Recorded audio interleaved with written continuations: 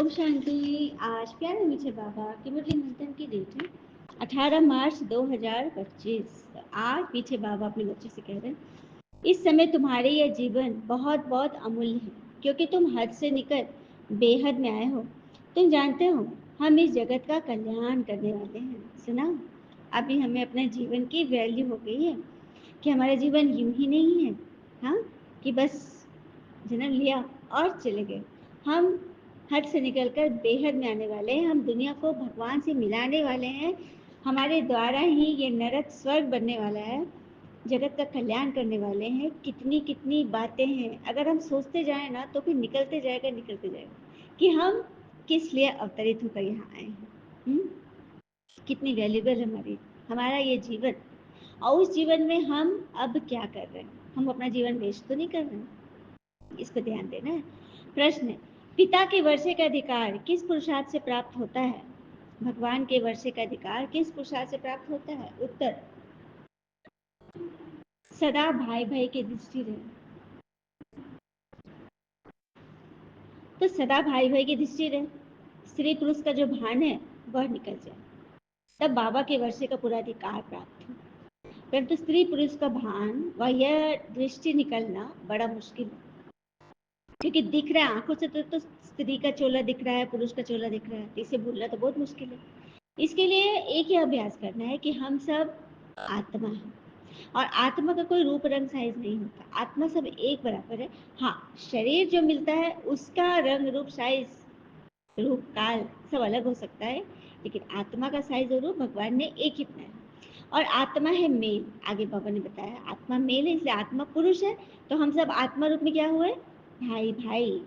यह अभ्यास जिस दिन पक्का हुआ ना, उस दिन बनेंगे सच्चे पुरुषार्थ के। एक पिता की याद रहेगी, और हमें पता है पिता की याद से ये सतो प्रधान बनेंगे, मतलब 7 गुणों की प्रधानता आएगी। और ये 7 गुण है आत्मा के 7 गुण, जिससे आत्मा बनी है। प्रेम, सुख, शांति, आनंद, शक्ति, ज्ञान, पवित्रता, इन 7 गुणों से आत्मा बनी है।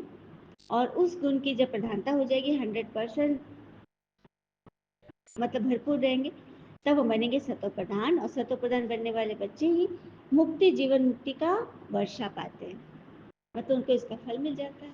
गीत है, आखिर वो दिन आया, आज आखिर वो दिन आया, जिस दिन का रास्ता तकता था, जिस दिन का रास्ता तकते थे, जिसके थे मोहताज, आखिर वो दिन आया। ओम शांति। बच्चे ये जानते हैं कि आखिर वह दिन आ गया। कौन सा दिन? जब भगवान पधार गए। इनको हम इतना ढूंढे द्वापर से, कितना फल फूल चढ़ाए, कितना मत्था टेके, कितना तपस्या किए, लेकिन भगवान तो थे ही नहीं, आए ही नहीं। जब उनको आना होता है तब वो धरती पर आते हैं, तो वो दिन आ गया। ओम शांति। ओम माना अहम आत्मा, शांत स्वरूप। ओम माना आत्मा मतलब मेरा ये शरीर है मेरा। अभी तुम इस ड्रामा को, सृष्टि चक्र को, इस सृष्टि चक्र के जानने वाले, बनाने वाले पिता को जान गए हो। तो बन गए ना हम भी नॉलेजफुल, मास्टर नॉलेजफुल। रचना और रचना को तो कोई नहीं जानते थे। भल पढ़े लिखे बड़े बड़े विद्वान पंडित आचार्य भी हैं, लेकिन उनको पता नहीं। लेकिन हाँ, उन्हें अपना घमंड तो बहुत रहता है, लेकिन उनको कुछ भी पता नहीं। कहते भी ना, ज्ञान, भक्ति और वैराग्य, अब ये 3 चीजें हो जाती हैं, इसका भी अर्थ नहीं जानते। सन्यासियों को वैराग आता है सबसे पहले अपने घर बार से, घर बार छोड़ देंगे। उनको भी ऊंच और नीच की ईर्ष्या रहती है, या ऊंच कुल का है या मध्यम कुल का, हाँ, इस पर इनका ये सब विचार उनका बहुत चलता है। कुंभ के मेले में भी देखो कितना झगड़ा लगा रहता था कि पहले किसकी सवारी चलेगी, कौन सा अखाड़ा पहले स्नान करेगा, किसको शाही स्नान मैंने करनी है, हर चीज पे बस द्वंद। इतना लड़ते हैं कि पुलिस को आकर छुड़ाना पड़ता है। तो ये क्या है? ये क्या तपस्या है? ये तो देह अभिमान ही है कि मैं ये हूँ, मैं वो हूँ, मैंने इतनी तपस्या की। जहां आपने यह सोच लेना कि मैंने इतना किया, वहीं से खाक होना शुरू हो जाता है। घटना मतलब वो कहते हैं ना, बैक काउंटिंग शुरू हो जाती है आपके पुरुषार्थ की, आपके पुण्य की। जिस दिन आप ये सबसे से ऊपर हो जाओगे, मैंने कुछ किया है, अरे सब करवाया है उन्होंने, उनकी मर्जी है, तभी तो यह मंथन चल रहा है। लेकिन दुनिया में तो देह अभिमान वैसे सभी है, देही अभिमानी का तो पता ही नहीं, देही अभिमानी कैसे बनते हैं, रास्ता ही नहीं पता। बस वर्ड सुना होगा, लेकिन विधि, विधि से तो सिद्धि मिलती है ना। तो परमात्मा आके हमें ये विधि बता रहे हैं। बाबा कहते हैं बच्चे देह अभिमान छोड़ो, अपने को आत्मा समझो, आत्मा देखो, क्योंकि आत्मा देखेंगे ना तो कैसा है, कौन क्या है, फर्क नहीं पड़ेगा, क्योंकि सारे एक समान है, एक समान। हम्म आत्मा सतो प्रधान तमो प्रधान बनती है, जैसी आत्मा वैसा शरीर मिलता है। श्री कृष्ण की आत्मा सुंदर है तो शरीर भी बहुत सुंदर होता है। उनके शरीर में बहुत कशिश होती है, क्योंकि पवित्र आत्मा की कशिश होती है ना। लक्ष्मी नारायण की इतनी महिमा नहीं है, छोटे बच्चे की महिमा होती है, बाद में जब वो बड़ा हो जाता है तो उतनी महिमा कहाँ होती है। हाँ, इसलिए छोटा बच्चा को महात्मा कहते हैं। महात्माएं भी इस दुनिया में, महाऋषि महात्मा भल बाल ब्रह्मचारी है, बहुत पवित्र है खान पान से, विचारों से भी, लेकिन फिर भी पतित है। क्यों? क्योंकि प्रकृति के तत्वों से बना उनका शरीर, उनका जन्म भी तो विकार से ही हुआ। इसीलिए यहाँ कोई भी पवित्र नहीं है, एक भी पवित्र नहीं है। तो उसी को पावन बनाने के लिए भगवान को आना पड़ा। और बाबा सन्यासियों का बहुत मान देते हैं, क्योंकि उन्होंने भारत को थमाया है। जैसे कि मकान आधा पुराना होता है तो फिर उसकी मरम्मत की जाती है ना। तो मकान जैसे भारत पुराना हो गया, तो सन्यासियों ने पवित्र रख के इसकी मरम्मत करी, पवित्र होने तक भारत को थामे रखा, होने के लिए भारत को थामे रखा। और तब तक तो फिर भगवान आ ही गए। और भारत जैसा पवित्र धनवान खंड तो और कोई हो ही नहीं सकता। अब पिता द्वारा तुमको रचना और रचना के आदि मदंत की नॉलेज मिली है। एक बात और, गीता में श्री कृष्ण भगवान वाच लिख दिया है, लिखा गया है। तो क्या श्री कृष्ण को बाबा कहेंगे? एक एक घर का गार्जियन कौन होता है? पिता होते हैं, कोई भाई नहीं होता है। ठीक है, तो बाबा तो नहीं कहेंगे ना, बाबा अर्थात पिता तो नहीं कहेंगे ना, कोई नहीं। कृष्ण कृष्ण जी को पिता के रूप में तो कोई नहीं याद करता। इसलिए बाबा कहते हैं कि मैं आया हूँ, मैं ही सबका कल्याण करना, मैं ही श्री कृष्ण के तन में प्रवेश होकर तुमको ये ज्ञान सुनाया था। यही तो बता रहे, कितना मुझा रहा है ना। याद देवी देवता करते हैं, लेकिन नाम जपते हैं भगवान भगवान। तो भगवान क्या करे, बोलते कि तो अब क्या ही बोलूं मैं। फोटो रख लिए हैं देवी देवता का और नाम जप रहे भगवान, तो भगवान भगवान बोल रहे, तो भगवान तक तो संदेश जा ही रहा है ना। इसलिए भगवान को आना पड़ गया कि अब मैं इन लोगों को सच्चा सच्चा परिचय में दे ही दूं, क्योंकि अब बहुत अति हो रहा है, बहुत ज्यादा हो रहा है। भगवान आ जाते अपने पाठ अनुसार बच्चों से मिलने। तुम असल में आत्मा है, भाई भाई हो, लेकिन जब शरीर में आते हो ना, शरीर जब मिलता है किसी को, स्त्री का पुरुष का, तो भाई बहन बन जाते हो। बस यही बात है समझने की। तुम सब के अंदर ब्रदर्स है, फादर नहीं है। ठीक है, जब मेल फीमेल दोनों ही कहते हो गॉड फादर, तो भाई बहन हो गए ना, सभी कह रहे गॉड फादर, माता पिता बंधु सखा सभी कह रहे हो ना। तो क्या आपस में क्या हो गया तब? आत्मा रूप में भाई भाई और देहभान रूप में भाई बहन हो गए, शरीर रूप में। तो ये सोचना है, सत्य प्रधान बनने भी गए, मुक्ति जीवन मुक्ति नहीं मिल सकती। मुक्ति अर्थात परम धाम नहीं जा सकते, और जीवन मुक्ति अर्थात सुख धाम नहीं आ सकते।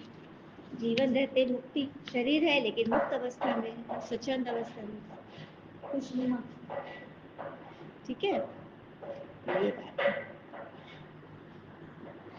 बाबा कहते बच्चों मैं आया हूँ तो बच्चों के पास, हमको बोलने के लिए मुख तो चाहिए ना। मतलब तुमसे जब मैं बात करूंगा तो मुझे मुख तो चाहिए ना। आजकल देखो जहां तहां गौमुख रख देते हैं, कहते हैं गौमुख से अमृत निकलता है, तो कौन सा अमृत? हाँ, इस गौमुख से, जिसके मुख का मैंने प्रयोग किया, जिसके मुख से ये गीता ज्ञान निकला, वही तो है। गौमुख से गंगा निकली, अमृत निकला। और उस मुख से अमृत सुनकर, समझकर, धारण करके हम बच्चे भी पावन बन रहे हैं। ये है सच्चा सच्चा रहस्य। एक बार बताऊं, भक्ति की जितनी भी रस्में हैं ना, वो सब हमने थ्योरी पढ़ ली। अब बाबा आके हमसे प्रैक्टिकली करा रहे। अब जैसे कि श्री कृष्ण की मुरली बजती थी, तो गोपियाँ नृत्य करते थे, तो थ्योरी सुन लिया हमने, देखा तो किसी ने नहीं, लेकिन शास्त्रों में लिखा है तो हमने समझ लिया कि मुरली बजती थी तो गोप गोपिका दीवाने थे। तो उसको प्रैक्टिकल कहाँ करेंगे? यहाँ करेंगे संगम पे। परमात्मा शिव की ज्ञान मुरली बजती है और हम बच्चे, ब्राह्मण बच्चे, गोप गोपियाँ, वही है गोपी वल्लभ की गोप गोपियाँ जो भी नृत्य कर रहे हैं। नृत्य कर रहे, कोई नाच नहीं रहे हैं स्थूल रूप से, नहीं, मन से नाच, मन से सदैव खुश, हर हाल में एकदम संतुष्ट, इसी को कहते हैं नृत्य। खुशी वाला, खुश होगा तभी तो कोई नृत्य करता है। हाँ, तो ये प्रैक्टिकली हम अभी यहाँ कर रहे हैं, सब कुछ यही हो रहा है। तो बाबा कहते हैं आसुरी संप्रदाय के मनुष्य ना विकार के बगैर रह नहीं सकते, इसलिए विघन डालते हैं। अभी तो ब्रह्मा कुमार कुमारियों को बाबा से वर्षा मिलता है, तो बाबा की श्रीमत पर चलना है, पवित्र बनना है। इस मृत्यु लोक में तुम्हारा यह अंतिम जन्म है, अंतिम जन्म है बच्चों। ज्यादा तुम्हें तपस्या नहीं करना पड़ेगा विकार के बिना, ठीक है? बस एक जन्म में आके बोलता हूँ कि मेरी बात पे चलो। बाबा ने समझाया आगे कि तुम भारतवासी पूज्य थे, फिर पुजारी बन गए। भक्ति का बहुत प्रभाव था, भगवान को याद करते आकर भक्ति का फल दो। भक्ति में क्या हाल हो गया, क्या क्या नहीं करे, कितना टिप्पण घिसे, कितना भटके, अभी तो भगवान आ गए सारी भटकन से भी आराम देने के लिए और हमें बचाने के लिए। कहते हैं ना कि मकान रोड पर हो तो उसकी कीमत होती है, मकान रोड पर हो तो उसकी कीमत होती है, खेत खेत रोड पर हो तो उसकी भी कीमत होती है, लेकिन आदमी रोड पर हो तो उसकी कोई कीमत नहीं होती। तो हमारी कीमत वही हो गई थी। शुरू में बाबा ने बोला तुम्हारा जीवन अनमोल है, क्योंकि पहले हम रोड पर आ गए थे। रोड पे आगे मतलब हर छोटी छोटी बातों में फंसना, रूठना, हाँ, तड़पना, तड़पाना, गुस्सा करना, अपने ही आप को व्यर्थ विचारों की अग्नि में जलाना, ये क्या था? ये अनमोल जीवन था, एकदम व्यर्थ जीवन, ठीक है? उसको भगवान आके अनमोल बना रहे इस ज्ञान श्रीमत से, ठीक है? फिर बाबा ने कहा, फिर बाबा वही बोले ये जीवन तुम्हारा बहुत बहुत अमूल्य है, क्योंकि तुम जगत की माताएं गाई हुई हो, तुम हद से निकल कर बेहद में आए हो। तुम जानते हो हम इस जगत का कल्याण करने वाले हैं, तो हर एक जगत अम्बा जगत पिता ठहरे। नारी जगत अम्बा और नर जगत पिता, क्योंकि वो जगत के कल्याण के लिए कार्य कर रहे हैं ना, सबका भला कर रहे हैं ना, जैसे माता पिता करते हैं। और माता पिता के बारे में है ना कि माता पिता की जायदाद के लिए आपने बहुतों को लड़ते हुए देखा होगा, लेकिन माता पिता की जिम्मेवारी लेने के लिए लड़ने वाले की दुनिया में कमी ही कमी, वहाँ कोई भीड़ नहीं है ना। तो भगवान तो सब देखते रहते कि आप अपने माता पिता के साथ कैसा व्यवहार करते हो, क्योंकि कल को आप भी तो माता पिता बनोगे। इसलिए ध्यान रहे, अलर्ट रहे, अभी से ही अपने जीवन में सुधार शुरू कर दो, ठीक है? क्योंकि पुरानी दुनिया है, यहाँ सिर्फ व्यर्थ ही चल रहा है। अगर आप जिस भान में होंगे ना, वही चीजें बढ़ती चली जाती है, बढ़ती जाती है। जबकि वहाँ सत्युग में तुम बहुत थोड़े होते हो, नदियों में पानी की जब प्रचुरता होती है, अनाज भी बहुत होता है, लेकिन यहाँ देखो धरती पर करोड़ों मनुष्य।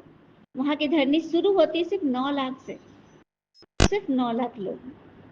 वहाँ बाहरी मौसम होता है, 5 तक भी कोई तकलीफ नहीं देते, ऑर्डर में रहते हैं। दुख का नामो निशान वह है बहिष्ठ, और यह है दोजक नरक। हाँ, ये शुरू ही होता है बीच से, द्वापर से शुरू हो जाता है, जब देवताएं वाम मार्ग में गिरने लगते हैं तो रावण का राज शुरू हो जाता है। तुम समझ गए हो ना कि हम ही डबल सिरताज पूज्य बनते हैं, फिर सिंगल ताज वाले बन जाएंगे द्वापर से। सत्युग त्रेता में डबल सिरताज, अर्थात मन से, तन से, धन से, हर चीज से लाइट, ताज ही ताज, और एकदम पवित्र। फिर द्वापर में जो राजा होते हैं ताज तो पहनते हैं, तो सिंगल ताज है, सिर्फ स्थूल ताज है, सूक्ष्म ताज नहीं है। सत्युग में पवित्रता की भी निशानी है कि देवताएं पवित्र होते हैं। यहाँ तो देखो पवित्रता की तो कोई बात ही नहीं है, जन्म भी विकार से लेते, इसलिए भ्रष्टाचारी दुनिया कहा जाता है। सत्युग है श्रेष्ठाचारी। चलिए भ्रष्टाचार पे एक बात बताऊंगी कि हम अपना प्रयास छोड़ देते, वो भी तो भ्रष्ट ही आचार्य हो गया ना, कि हम अपने मंजिल के करीब पहुंचते पहुंचते भी हम हताश निराश हो गए। ये भी तो फिर हमारा आचार कैसा हो गया? भ्रष्ट ही हो गया, सफलता नहीं मिली, हम वहीं के वहीं जहाँ से शुरू किए थे वहीं से वहीं पहुंच गए। तो प्रसंग है, एक समय की बात है, एक राज में प्रतापी राजा राज करता था। एक दिन उसके दरबार में एक विदेशी आगंतुक आया और उसने राजा को एक बड़ा सा सुंदर पत्थर उपहार स्वरूप प्रदान किया। राजा को पत्थर देखकर बहुत प्रसन्न हुआ। उसने उस पत्थर से श्री विष्णु की प्रतिमा निर्माण कर उसे राज के मंदिर में स्थापित करने का निर्णय किया और प्रतिमा निर्माण का कार्य राज के महामंत्री को सौंप दिया।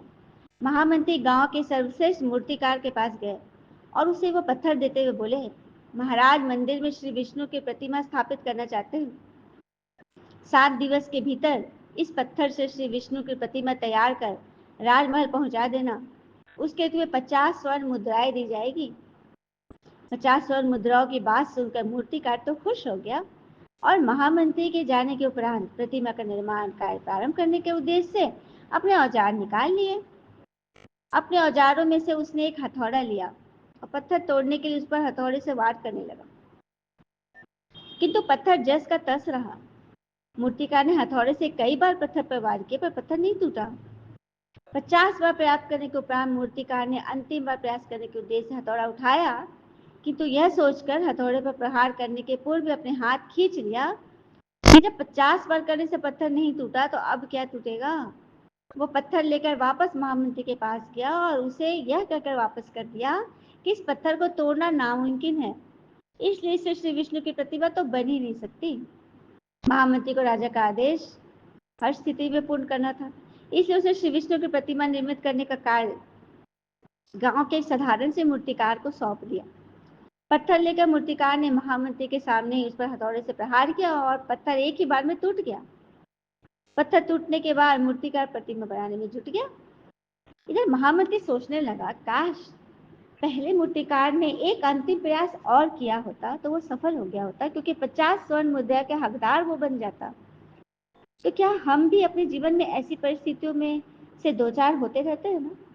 कई बार किसी कार्य को करने के पूर्व या किसी समस्या के सामने आने पर उसका निराकरण करने के पूर्व भी हमारा आत्मविश्वास जगमगाने लगता है और हम प्रयास किए बिना ही हार मान लेते हैं। जिस प्रकार उस मूर्तिकार ने 49 बार हथौड़ा मारा जोर जोर से, लेकिन 50वें बार में उसने हाथ रोक लिया। अब इसमें कुछ, क्योंकि इसने अब नेगेटिव आ गया मन में कि इसमें तो अब कुछ नहीं हो सकता, जबकि 49 बार मार मार कर पत्थर को इस ऐसा बना दिया था कि वो अब बस टूटने ही वाला था, लेकिन उसे ये विश्वास डगमगा दिया अपना और हार खा लिया।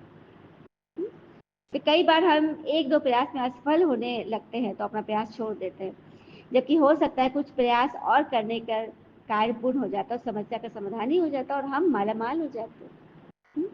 इसलिए अंतिम प्रयास तो हमें करना ही है, हिम्मत नहीं हारनी है।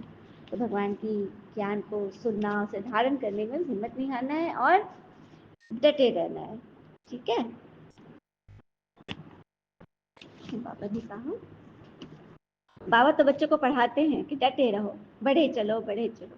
हाँ, लेकिन प्रेरणा से पढ़ाई थोड़ी हो सकती है। प्रेरणा आकाशवाणी से क्या भगवान पढ़ा लेंगे? सिवाय बाबा के सृष्टि के आदि मदद का राज कोई भी बता नहीं सकते, कि बाबा कोई नहीं जानते। कोई कहते लिंग है, कोई कहते अखंड ज्योति है, कोई कहते ब्रह्म ही ईश्वर है। तत्व ज्ञानी ब्रह्म ज्ञानी भी कह देते। शास्त्रों में दिखा दिया है 84 लाख योनियां। या अगर 84 लाख जन्म होते तो कल्प तो बहुत बड़ा चाहिए ना, जिसे हिसाब ही ना निकल सके। वह तो सत्य को ही लाखों वर्ष कह देते हैं। बाबा कहते सारा सृष्टि चक्र की आयु 5000 वर्ष है। देखिए, एक बात यहाँ पे मैं ये बोलना चाहूंगी, दुनिया में किसी ने भी कैलेंडर में 7 दिन ही होंगे एक सप्ताह में, महीने में 30 31 29 दिन ही होंगे, फरवरी आदि में, जो भी जो जिसने बोला सत्य वचन मारा। यहाँ तक कि प्रवचन सुनने जाते हैं, कुछ भी बोल रहे हैं, गाय का पूछ पकड़ के भसा कर पार हो जाओगे, ये कर लो, बस सत्य वचन महाराज, दोनों हाथ उठाकर सत्य वचन सब मान लेते हैं कि हाँ भगवान कितने साल से कह रहे हैं कि 5000 वर्ष का ही ये कल्प है, मैं आया हूँ, कल के अवतार हो चुका है, लेकिन इसे मानने की कोई तैयारी नहीं है। तो भगवान कहते हैं अपनी तकदीर उनके भाग्य में नहीं होगा, इसलिए नहीं मान रहे। और हर एक चीज में पॉजिटिविटी है, नेगेटिव तो यहाँ पे है ही नहीं। हर एक चीज में पॉजिटिविटी, पार्टी नहीं होगा, जिसका पाठ होगा वो समझ जाएंगे, तो ना। तो बस यही बात है। तुम जानते हो अभी तुम संगम पे खड़े हो, रात के बाद फिर दिन होना ही है ना, अब तो घोर अंधियारा है। गाते भी हो ना, ज्ञान सूर्य प्रगटा अज्ञान अंधेर विनाश। तुम बाबा को और पिता को, रचनाकारी मदन को सब जानते हो, जैसे बाबा नॉलेजफुल है, तुम भी मास्टर नॉलेजफुल होगे। तुम बच्चों को बाबा से वर्षा मिलता है बेहद के सुख का, लौकिक पिता से तो हद का वर्षा मिलता है, जमीन जायदाद मिलती है, परमात्मा से 21 जन्मों का सौदा हो रहा है। वे है हठ योगी और तुम हो राजयोगी। अच्छा, मीठे बच्चों प्रति भगवान की नमस्ते, हम बच्चों के भी प्यारे बाबा को नमस्ते। धारणा के लिए मुख्य सार, पहली पॉइंट, पावन बनने के लिए हम आत्मा भाई भाई हैं, इस भान में रहना है। आत्मा शरीर दोनों को ही पावन सत्व प्रदान बनाना है, देह अभिमान छोड़ देना है। दूसरी पॉइंट, मास्टर नॉलेजफुल बन सभी को रचता और रचना का ज्ञान सुनाकर घोर अंधियारे से निकालना है। नरकवासी मनुष्यों की रूहानी सेवा कर स्वर्गवासी बनाना है।